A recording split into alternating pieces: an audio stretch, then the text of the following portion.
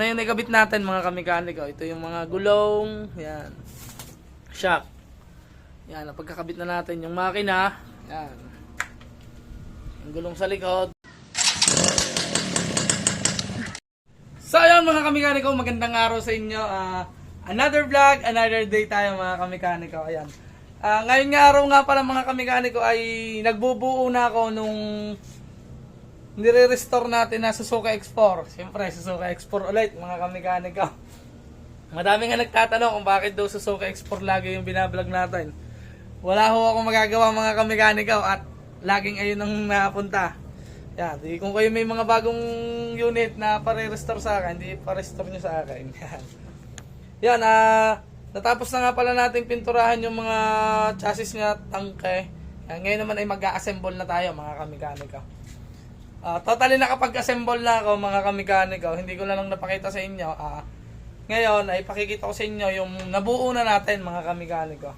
Yan, ikabit na natin yung makina, yung chassis, mga gulong. Ayan, pakita ko na lang sa inyo mga kamekaniko para makita nyo yung binubuo natin another unit ngayon mga kamekaniko. Para may abangan ulit kayo na tinatapos natin nire-restore kung anong itsura ng kalalabasan. At pakita ko na lang sa inyo mga kamekaniko. Ay, ari na nga mga kamekaniko, yung ating unit na binubuo ngayon. X4 ulit. Yan. Ang modelo nito ay yun, nakita nyo naman sa ating vlog. Sangoku ata yun. I-comment nyo na lang ako kung mali. I-comment nyo na lang kung mali yung aking modelo. Pero tingin ko Sangoku yun. Yung huli sa padalawang model ng X4. Yan. Ito na yung nakabit natin mga kamekaniko. Ito yung mga gulong. Yan. Shock. Yan. Pagkakabit na natin yung makina. Yan. Yung gulong sa likod. Yan. Tapaludo. Ito mga kasama niya mga kamekaniko. Kasama ng unit. Bali binabap ko na lang mga kamekaniko. Yan. I-install na natin yung mga flasher niya. Yan o. Ito sa kabila. Yan. Ito na yung unit nating lalabas ngayong araw mga kamekaniko. Kung matatapos natin ngayong araw. Pero tingin ko ay hindi pa kaya mga kamekaniko. Yan. Yan, napakaganda na. Nagkabit na natin yung ignition. Yan, tapos yung wiring. Yan, kita nyo naman, pinandar na natin to dito. Pinandar na natin to gamit tong kanyang mga yan, nabuo na natin. Magbablog ulit tayo ng ating wiring. Siguro, masang mabilisan na lang yung wiring nating vlog. Para hindi na kayo mainip.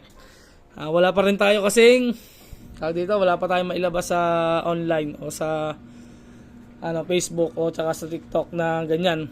Yan. Nakabit na natin, yan. Okay na rin. Ngayon, nagkakabit ako ng preno.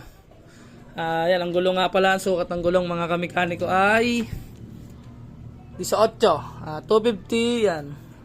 250 by 18. Ito yung stock mga kamekaniko. Tapos sa likod, yan, binili ko rin to. Yan. Ang stock ng gulong ay 275 by 18. Ayan, ganyan yung standard niya. Napakaganda. Tapos yung kanyang sprocket, combination sprocket na nilagay ko 40. Yan. 40 15. Yan. Pwede na rin yan mga kamekaniko.